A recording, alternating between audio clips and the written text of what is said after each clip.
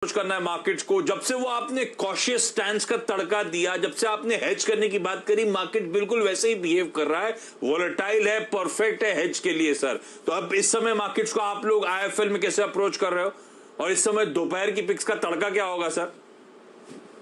हाँ, good afternoon Ashish ji. तो देखिए, वही आपको कहा था कि the volatility is not a catalyst of our priming, it's because of the event. अब इवेंट डिस्काउंटेड है।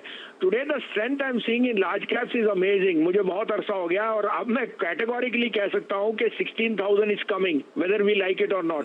सो I think that mid caps में एक मच नीडेड करेक्शन थी, और आज आप देख रहे हो the laggards are the ones which have run up a lot, and the large caps Asian Paint, Infosys, TCS, you name, Reliance are leading from the front.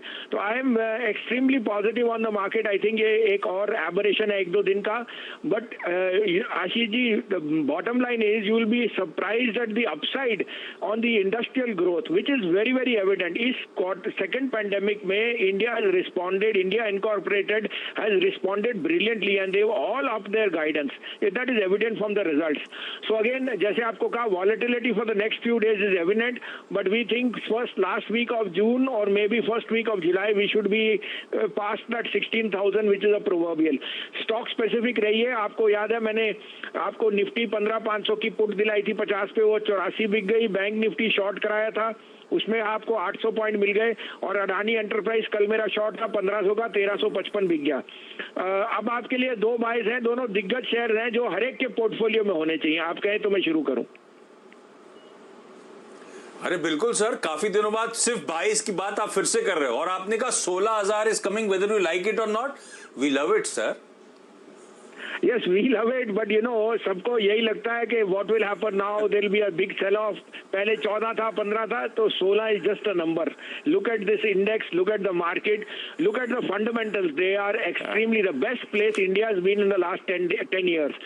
तो पहला भाई है unquestionably HDFC 2490-95 में लीजिए। 2445 का स्टॉप लॉस है। 2600 से 2650। 2600 इसलिए कह रहा हूं कि 5% अपसाइड मुझे अगले 2 दिन में ही दिखता है।